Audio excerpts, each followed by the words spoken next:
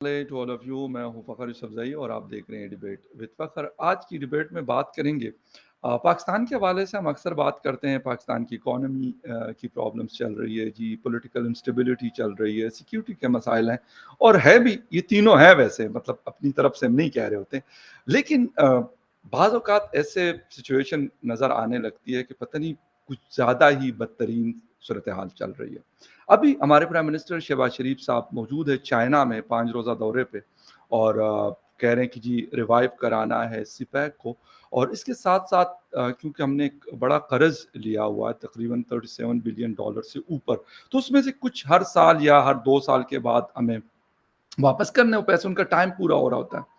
तो कहा जा रहा है कि उसके लिए वो रिक्वेस्ट करने गए कि यार आप इसको थोड़ा-सा होल्ड करें और हमसे अभी फ़िलहाल ना माँगे, उसके ऊपर ठीक है हम आपको मार्कअप वगैरह दे देंगे, लेकिन ये अमाउंट हम अभी फ़िलहाल नहीं दे सकते। सेम लाइक दैट हमने सऊदी अरेबिया के साथ किया और ग़ालिबन चाइना से वापस आके तो प्राइम मिनिस्टर साहब पता नहीं दुबई फ़ोन करेंगे और ये क्योंकि वो कहते हैं कि ये काम जो है फ़ोन पे होते भी नहीं है, तो शायद खुद जाना पड़ जाए, तो वो फिर दुबई भी जाएँगे। अभी हम शो से पहले मैं और हमज़ा अमीर साहब हमारे बड़े अच्छे दोस्त हैं, सीनियर जर्नलिस्ट हैं, मुख्तलिफ टीवी चैनल्स के साथ काम करते हैं और ज़िंदगी इसी में गुज़र रही है उनकी, इंक्लूडिंग मी। हमारा भी यही धंधा, यही काम, यही सब कुछ है।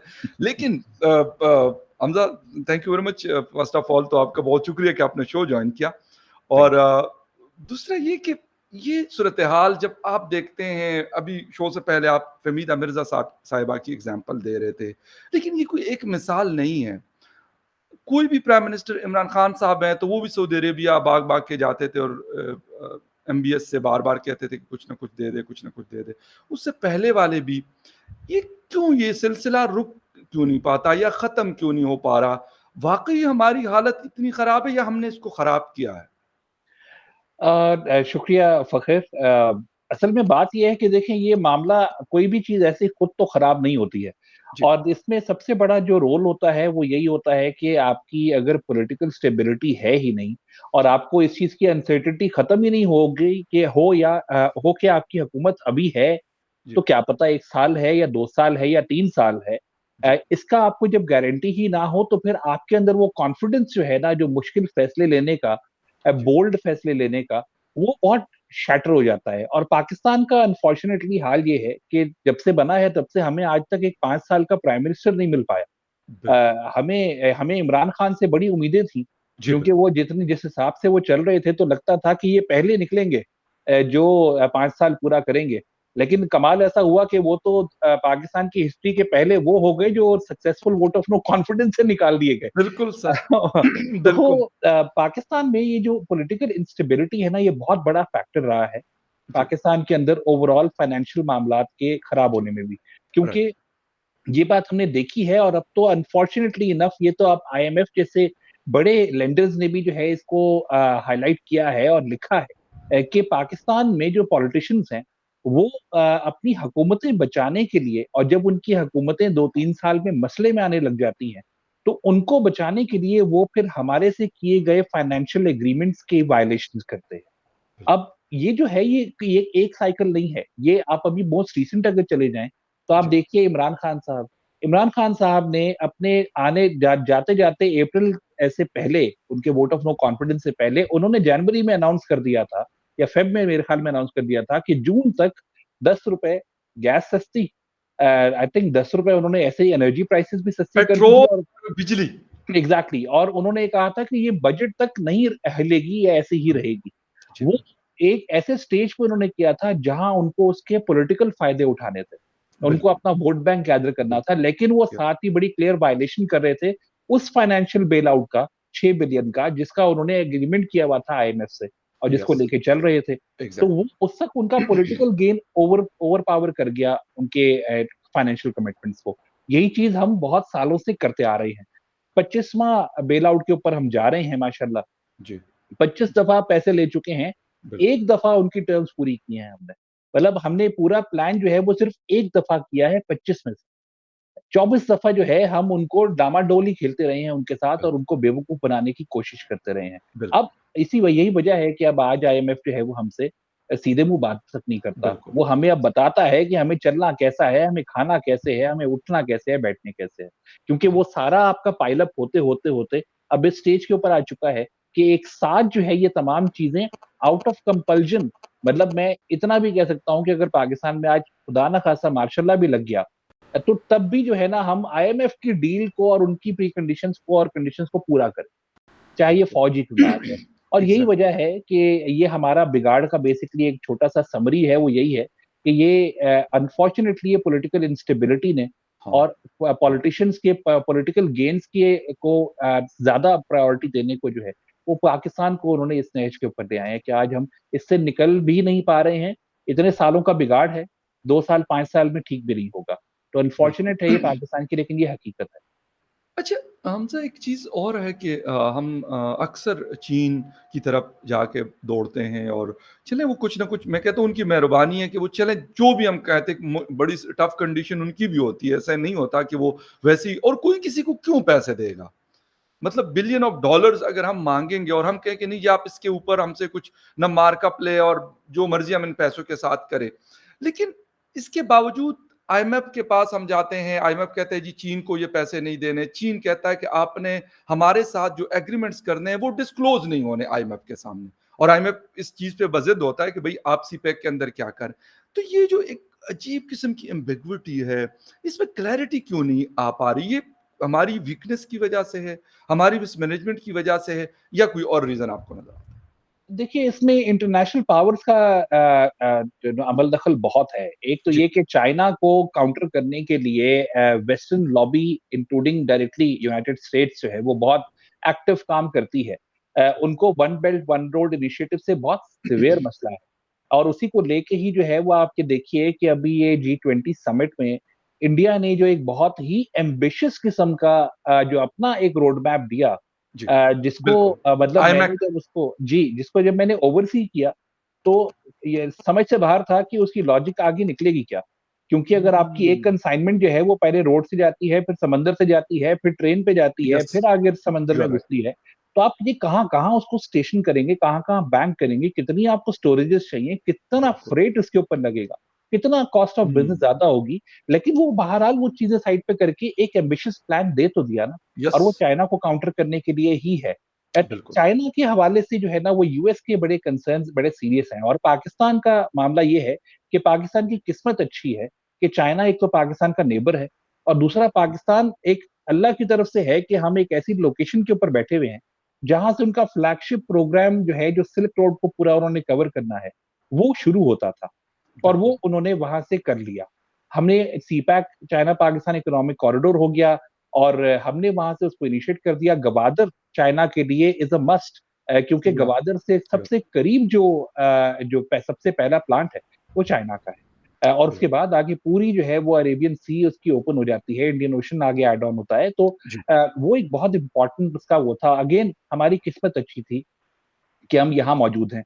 तो अब मसला ये हो गया है कि पाकिस्तान इतने शदीद फाइनेंशियल क्राइसिस के अंदर है, जिसमें चाइना पाकिस्तान को मतलब अपने साथ रखने के लिए फाइनेंशियली सपोर्ट करता है। हुँ, उसका अपना बड़ा मकसद है, ये ब्रॉडर मकसद है। पाकिस्तान तो जी, उसमें से सिर्फ फ्लैगशिप है, it is only less than जी, 10% of the one belt one road initiative. तो जब 10% से भी कम है, लेकिन क्योंकि इम्पोर्टेंट है, तो इसीलिए चाइना अपने ब्रॉडर गेन्स के लिए जो है वो पाकिस्तान के साथ उसकी सपोर्ट करता है। लेकिन साथ ही जैसे आपने कहा ना कि आईएमएफ के पास हमारी मजबूरी है, हम जाते हैं, हम बिल्कुल। चाइना हमें पैसे नहीं देता उस तरह से। जी, चाइना हमारे साथ बिज़नेस करता है, बिल्कुल। इन्वेस्टमेंट्स करता है और जब उसकी रिज़र्वेशंस होती हैं तो भी वो इन्वेस्टमेंट्स की कामों में मसले जब आते हैं उसके अंदर होती हैं। तो हमारा एग्ज़ैक्ट वो बहुत अच्छा दोस्त तो बहुत अच्छा है, लेकिन वो सिर्फ़ इसलिए है क्योंकि उसके अपने गेन्स हैं और हमारा उसके साथ इंटरेस्ट है। हमें वो या पैसे नहीं देता, आईएमएफ पैसे देता है। हमें अरब कंट्रीज़ जो हैं वो पैसे देती हैं। तो बिल्कुल। उनके जो कंसर्न जब आते हैं तो इसीलिए वो इस चीज़ की गारंटी माँगते हैं कि हम वहाँ से पैसे लेके जो उनसे हम जो चीज़ कहेंगे हम वहीं लगाएँगे, हम चाइना को पैसे नहीं देंगे या जी, चाइना की पेमेंट्स वापस करने के लिए हम उस पैसे का इस्तेमाल नहीं करेंगे। यही चीज़ है जो पाकिस्तान को फँसाती है। ये बेसिकली 2 बड़ी सुपर पावर्स अ हमेशा से कहा जाता है ना, आजकल तो अब कहा जा रहा है कि there is a shift of power from west to the east. या यस, तो यू आर वो जो राइट। वेस्ट से जो ईस्ट में जो आ रही है ना, शिफ्ट आ रही है, वो उसका सबसे बड़ा जो यहाँ पे जो सरदार बन के बैठा हुआ है ना, वो चाइना है ईस्ट में। हुँ, और यस। यही वजह है कि उसको काउंटर करने के लिए और अपनी पावर रिटेन करने के लिए वेस्टर्न लॉबी जो है, वो इस तरीके से भी काउंटर करने की कोशिश करती है और साथ ही उनके कामों के अंदर रोक-टोक लगाने के लिए पाकिस्तान का चैनल लाज़मी इस्तेमाल करती है, क्योंकि उनको मालूम है कि Pakistan India eyes and years है वेस्ट का जी, इस रीजन के अंदर, लेकिन पाकिस्तान तो बहुत करीब है। और क्योंकि राइट। उसका इंटरेस्ट है, फ्लैगशिप है, तो इसीलिए वो उसको काउंटर करने की या उसको टैकल करने की कोशिश करते हैं। पाकिस्तान रगड़ा जाता है मुफ्त बीच में बेसिकली। मैं बिल्कुल अच्छा जब हम दूसरी तरफ आपने गवादर पोर्ट की बात की तो अभी रिसेंटली लास्ट मंथ ही मई में एक एग्रीमेंट साइन किया इंडिया ने चाबहार के लिए ईरान के साथ और फॉर 10 इयर्स उसका जो चाबहार पोर्ट है उसके ऑपरेशंस संभाल लिए हैं इंडिया ने। तो अब क्या ये वाली चीज़ें भी तो लोग कर रहे हैं ना मतलब इंडिया कर रहा है, बाकी दुनिया कर रही है और हम बस एक चीज़ के साथ चिपके हुए हैं और ना हम उसको आगे बढ़ा रहे हैं, ना हम उसको छोड़ सकते हैं, ना पता नहीं मतलब समझ नहीं आ रही मुझे तो मैं यही कहूँगा कि हम करना क्या चाहते हैं उसके साथ? देखिए, इंडिया का जो एग्रीमेंट है ना 10 साल का, वो बड़ा क्रिटिकल है। अगेन इंडिया आगे जितनी भी आगे अपनी एक्सटेंशंस करेगा इस रीजन के अंदर, जी, it will serve very well for the waste.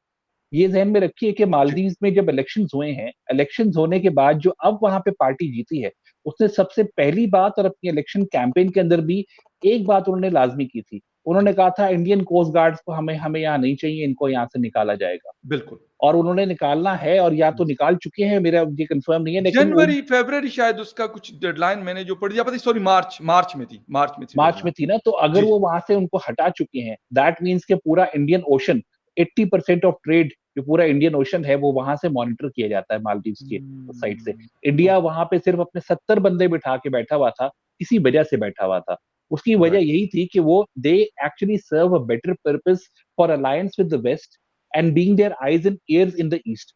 अब जब ओके, वहां से वो हट गए हैं तो चाबहार की वैल्यू और ज्यादा हो गई है, क्योंकि यस, चाबहार में अब ये 10 साल आके यस, बैठते हैं, तो ये वहां होने से again they have a better eye on the region, western eye जो इंडिया से के लेंस से निकलती है, और साथ ही जो है वो अपना कंट्रोल भी जो है वो ज्यादा एक्सटेंशन उसकी कर सकते हैं into Afghanistan, into trade, into other uh, initiatives. तो ब्रॉडर इसका आइडिया यही है कि वेस्ट जो है वो ईस्ट को अंडर चेक रखने के लिए यहाँ पे कुछ ममालिक का जो है वो उनका इस्तेमाल करता है और करना चाहता है। अब India obviously is not Pakistan, India की यस, इकोनॉमी इतनी स्ट्रांग है कि वो उस तरह से डिक्टेशन नहीं लेता। तो बिल्कुल नहीं। उनके जो है वो ये कोलैबोरेटिव इंटरेस्ट उनके लिए क्रिएट किए जाते हैं। उनको वेस्ट में अकोमोडेट किया जा रहा है और साथ ही यहाँ से उनसे इस तरह का गिव एंड टेक का सिस्टम है। पाकिस्तान अनफॉर्चुनेटली उस मामले में चाइना के साथ है, बट अगेन जैसा हमारा तो कारोबारी जी, ताल्लुक है, हमारा जी, दुकानदारी का ताल्लुक है। बिल्कुल, तो इसीलिए जो है वो चीज़ जो है वो इसको काउंटर करने के लिए वहाँ का इस्तेमाल होता है। चाबहार बहुत क्रिटिकल है। पाकिस्तान की भी ओके, बहुत उसके ऊपर कंसर्न्स हैं। लेकिन इंडिया का वो 10 साल के लिए चाबहार पोर्ट का कंट्रोल संभालना is something that is going well with the West, and at the hmm. same time, it is going to raise a lot of alarms in different direction alarms in Pakistan as well. बिल्कुल सही कहा आपने और दूसरी बात अफ़गानिस्तान के हमारे से बहुत ज़्यादा बड़े कंसर्न्स हैं, स्पेशली ट्रेड एंड बिज़नेस की जब भी बात की जाती है, मेरी कुछ लोगों से बात हुई अफ़गानिस्तान में, अब नहीं काफ़ी दफ़ा हुई।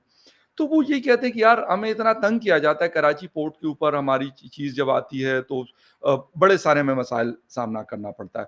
उन्होंने रुख किया ईरान का और अगर ये चाबहार पोर्ट में बाकायदा अफ़गानिस्तान का नाम है कि इंडिया अगर करेगा तो सेंट्रल एशियन कंट्रीज़ के साथ कनेक्टिविटी थ्रू अफ़गानिस्तान वो करेगा, कुछ कनेक्टिविटी शायद ईरान के ज़रिए भी हो जाए। तो ये चीज़ें क्या हम सोचते नहीं है या हम कहते हैं ठीक है यार करने दो हमें कोई इससे फ़र्क नहीं पड़ता? वाक़ई ऐसा है कि हमें फ़र्क नहीं पड़ रहा इससे? नहीं, फ़र्क तो बहुत पड़ता है, लेकिन हमारे पास ऑप्शंस नहीं है इतने। आप ये देखिए ना कि हम इस चीज़ को अगर काउंटर करना भी चाहें तो करें कैसे? जी, अफ़गानिस्तान को लेके हम पाकिस्तान की जो पोज़ीशन रही है, जो इतनी सख्त पोज़ीशन अब है, इससे पहले जी, कभी इतनी थी नहीं। जी, और अब जाके जो है वो पाकिस्तान उनकी तरफ ऑफ़ेंसिव ज़्यादा है जी, और डिफेंसिव कम है। फॉर जी, दैट मैटर उनको तो फैसिलिटेट करने को भी हम अब रेडी नहीं हैं। और हाँ, अफ़गानिस्तान भी इस मामले के ऊपर बड़ा तेज़ है। अफ़गानिस्तान अपने चाइना से ताल्लुकात के अंदर जो है वो पाकिस्तान का नाम भी नहीं चाहता।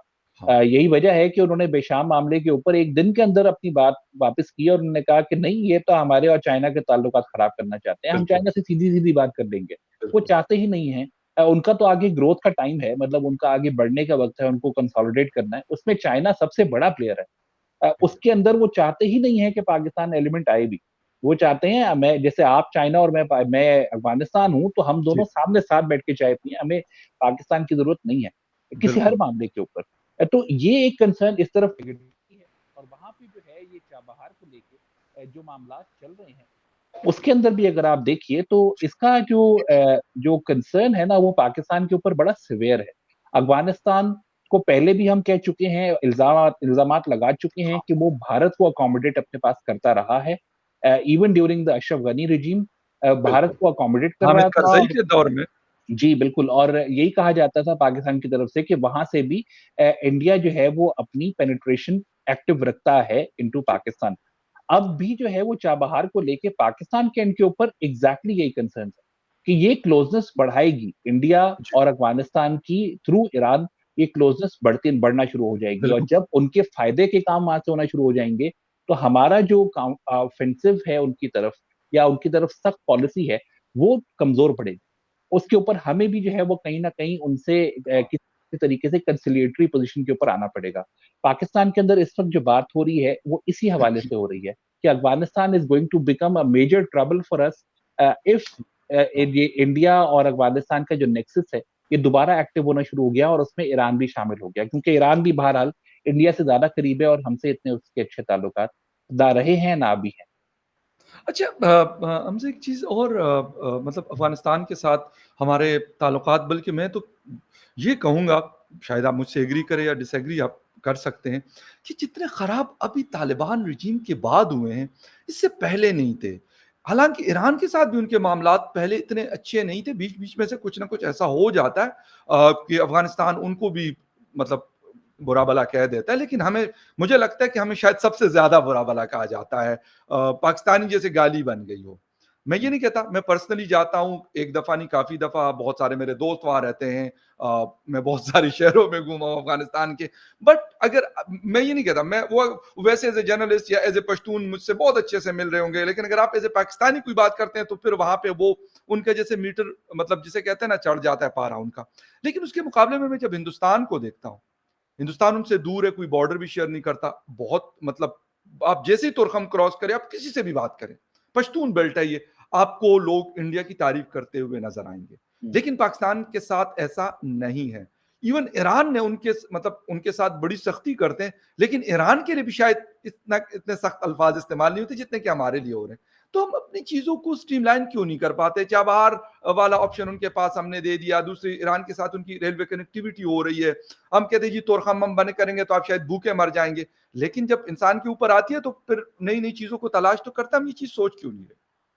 देखिए बड़ा मसला सीरियस है। एक तो ये कि भारत को अगर आप देखें ना, तो भारत और पाकिस्तान के अफ़गानिस्तान का जो लेंस है, वो बिल्कुल फ़र्क जी, है। देखिए, अफ़गानिस्तान के लिए हम एलाय बने अमेरिका के साथ।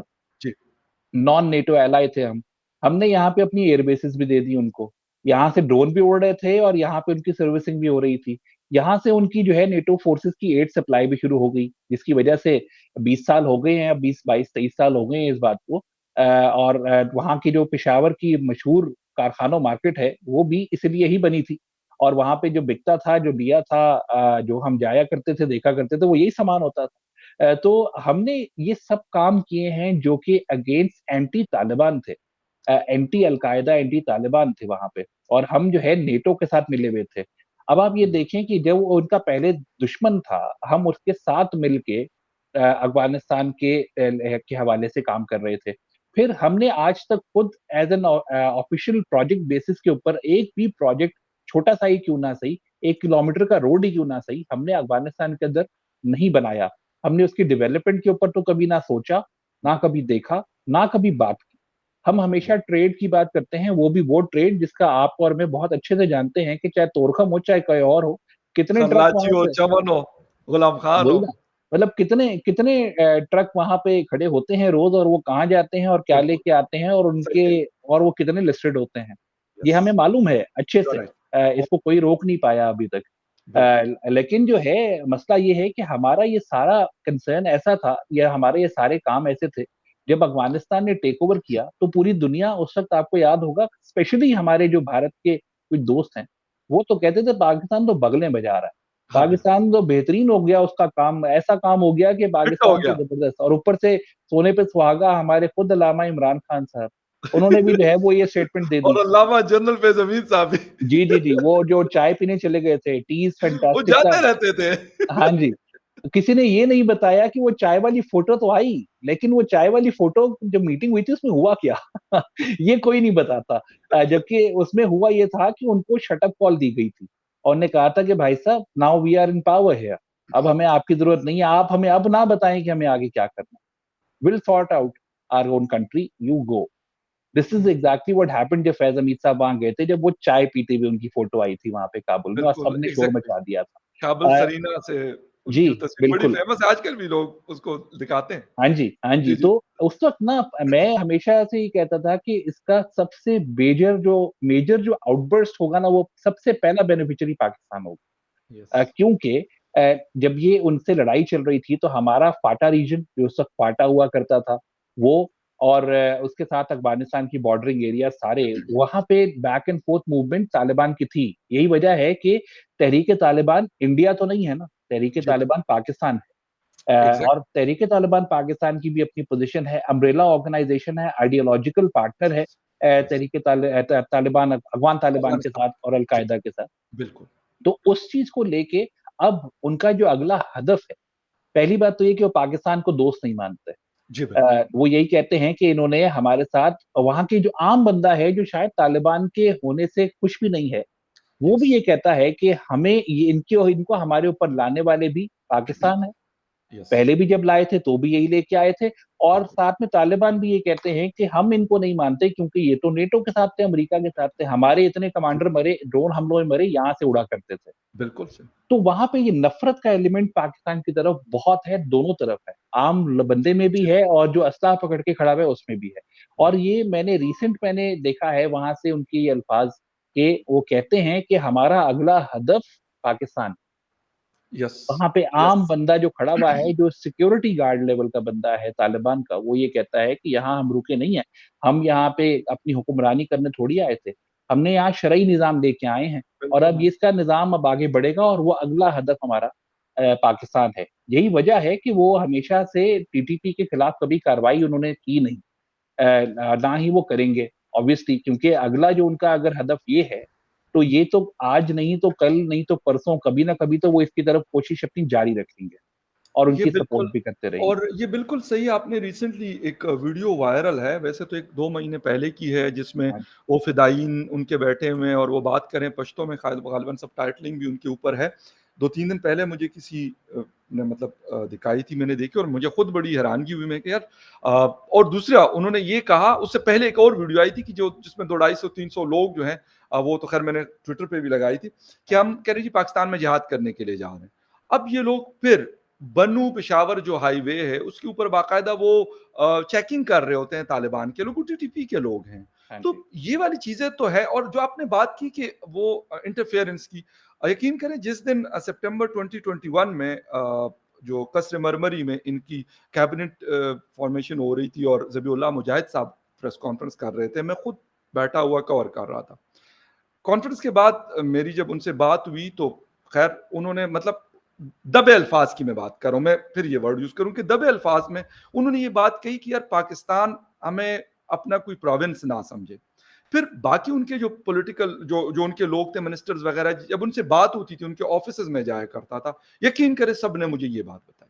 मतलब एक आम सा मैं एक बिल्कुल आम सा जर्नलिस्ट हूँ, तो मुझे अगर ये बात पता चल रही है, तो हमारे इतने बड़े-बड़े लोग वहाँ जाया करते थे, तो उनको ये बात मुझे नहीं पता कि क्यों समझ नहीं आती।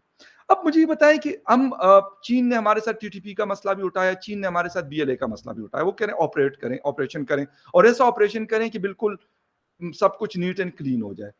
क्या पाकिस्तान दोबारा से हम उस सिचुएशन में क्योंकि 2023 हमारा वर्स्ट ईयर गुज़रा है, ये हम सबको पता है।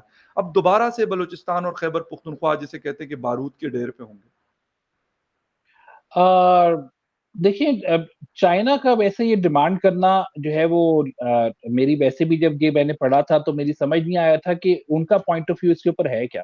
जी, और बिल्कुल। वो क्यों डिमांड कर रहे हैं? क्या जी, बीएलए क्या चाइना में ऑपरेट कर रही है या ऐसा कुछ हो रहा है? उनके सिंगयांग में तो योगर का मसला है और वहाँ पे तो ईस्ट तुर्किस्तान मूवमेंट है। जी, बिल्कुल। ईटीआईएम, तो उनका तो मसला ही अलग है। तो उसको तो उन्होंने एड्रेस नहीं किया, लेकिन वो जी, हमें कह रहे हैं। और सबसे बड़ी बात ये है कि पाकिस्तान हमेशा से ये कहता आया है कि हम इनके खिलाफ इंटेलिजेंस बेस्ड ऑपरेशंस कर सकते हैं, हम ओवरऑल वाइप आउट नहीं कर सकते, क्योंकि हमें ये मालूम ही नहीं है कि इनका स्प्रेड है कितना, यस। इनकी आइडियोलॉजिकल फॉलोइंग है कितनी। पाकिस्तान में ऐसा भी हुआ है, आपने देखा होगा, जैसे तहरीक-ए-लबैक पाकिस्तान, जी, उन्होंने नारा लगाया ला इलाहा इल्लल्लाह मुहम्मद रसूलुल्लाह का। जी, बिल्कुल। बातें उन्होंने सारी गलत की, आके हंगामे कर दिए, सब कर दिया, लेकिन उनकी इस कलमे के पीछे जो है ना कोई एक जज़्बाती बंदा जो है ना, बाहर रोड पे निकल के उसने ईंटें लगा के रोड बंद कर दिया। बिल्कुल, हाँ। और वो उनके साथी नहीं था, उनका उनका पार्टी मेंबर नहीं था, लेकिन उसने कहा कि वो ठीक कर रहे हैं बात, और उन्होंने ये बात की है, हक के और मज़हब के पीछे तो हम खड़े हो जाएँ, कोई भी बिल्कुल। हो। यही जी, मसला है कि ये जो थ्योरी है, ये हमारी बेसिकली रिलिजियस इसकी जो है वो अंडरस्टैंडिंग के ऊपर वो लोग चलते हैं, जो उनकी अपनी एक इंटरप्रिटेशन है शरई निज़ाम के हवाले से। हाँ, और बिल्कुल। उसी वजह से जो है वो ये मामला इतना इतना फैला हुआ है कि इसको पाकिस्तान आज तक असेस नहीं कर पाया। पाकिस्तान हमेशा कहता है कि हम इनके खिलाफ ऑपरेशन कर सकते हैं, लेकिन हम इनको उस ऑपरेशन को सस्टेन कर सकते हैं कि नहीं, ये हमें नहीं मालूम। हम कितना खींचेंगे और कहाँ-कहाँ से हम करते रहेंगे? क्या पूरे पाकिस्तान में करेंगे? क्योंकि पूरे पाकिस्तान में हर जगह मस्जिदें भी हैं, मदरसे भी हैं बिल्कुल, और बिल्कुल। बहुत हैं। और उसमें यस। से ये भी हकीकत है कि ऐसे बहुत सारे हैं, जिनको सऊदी फंड करते हैं, जी, जिनको बिल्कुल। और मुल्क फंड करते हैं। जी, बिल्कुल। ये भी कहा जाता है कि गवादर में प्रोजेक्ट्स को काउंटर करने के लिए जो मर्सिनरीज़ के तौर के ऊपर इस्तेमाल किया जाता है ग्रुप्स का, वो भी जो है कहीं न कहीं इसी तरह के और ममालिक की तरफ से जी, वो बिल्कुल। उनको फंडिंग आती है, उनको पैसे दिए जाते हैं। जब मर्सिनरी एग्ज़ैक्टली। बन गए, तो फिर तो जो पैसे देगा वो उसके लिए लड़ पड़ेंगे। अ, बिल वो तो कोई मसला नहीं रहेगा, लेकिन यही वजह है कि हम एक ऑल आउट ऑपरेशन आज तक कर नहीं पाए। यही वजह है कि हम उनको कन्फाइंड रखने की कोशिश करते हैं ट्राइबल एरियाज़ के बॉर्डर लाइन एरियाज़ में। और यही एक मेजर वजह है कि जिसकी वजह से हम वहाँ पे लोकल ट्राइबल्स को कभी भी इग्नोर नहीं कर पाए। लोकल हुँ, ट्राइबल्स को, लोकल वहाँ पे के जो जो बड़े हैं, जी, उनको हम कभी भी इग्नोर नहीं कर पाए, चाहे वो उनके खिलाफ ऑफेंसिव में उनको शामिल करना हो, चाहे उनसे बातचीत में उनको इंक्लूड करना हो। तो इसीलिए मेरा नहीं ख़्याल कि पाकिस्तान कभी भी इनके खिलाफ एक ऑल हुँ। आउट ऑफेंसिव कर सकता है। बट चाइना की क्योंकि डिमांड आई है, पाकिस्तान तो चाइना से अभी वैसे भी गया हुआ है उनके पास, तो शायद ये सब बातें वहाँ पे हाँ करके आ जाएँगे, लेकिन बिल्कुल। हमारी ये कैपेसिटी है नहीं करने की। बिल्कुल सही कहा और पूरे तकरीबन फाटा के जितने मर्ज डिस्ट्रिक्ट्स हैं, वहाँ पे अमन मार्चेस चल रही हैं, अमन प्रोटेस्ट हो रहे हैं बहुत ज़्यादा। रोज़ कोई न कोई वीडियो आ रही होती है कि भई हमें अमन चाहिए और मेरे ख़्याल अमन माँगना यानी पीस माँगना कोई ऐसी बात भी नहीं है कि कोई कहे कि भई आप अमन क्यों माँग रहे हैं? वो ये तो नहीं कह रहे कि हमें कोई गन बंदूक दे दो कि यार हम ये आपके खिलाफ लड़ लें या किसी तो अब ये है कि शायद हमारी सिक्योरिटी एजेंसीज़ के लिए या फिर पाकिस्तान के लिए सिचुएशन मुश्किल होती जा रही है। लेकिन अगर अक्लमंदी से हमने इसको एनालाइज़ किया तो शायद ये मसाइल कम हो सकते हैं और अगर हमने उसी एंगल से देखा जिसकी 2021 में हम बात कर रहे थे कि ये अल्लामा इमरान साहब की आपने बात की और अल्लामा जनरल फैज़ अमीन साहब की हम बात कर रहे हैं। तो अगर उसी एंगल या उसी चश्मा लगा के हम ये फैसले करते रहे इस्लामाबाद से बैठकर, तो फिर खुदा न खास्ता सिचुएशन और वर्स्ट हो सकती है और ऐसी हो सकती है जिसका हम शायद सोच नहीं सकते। ख़ैर एनीवे हमज़ा साहब थैंक यू वेरी मच आपके टाइम का बहुत शुक्रिया कि आपने शो जॉइन किया और viewers thank you very much for watching debate with Fakhar Yousafzai. किसी और डिबेट में आपसे फिर मुलाकात होगी, तब तक के लिए टेक केयर एंड बाय।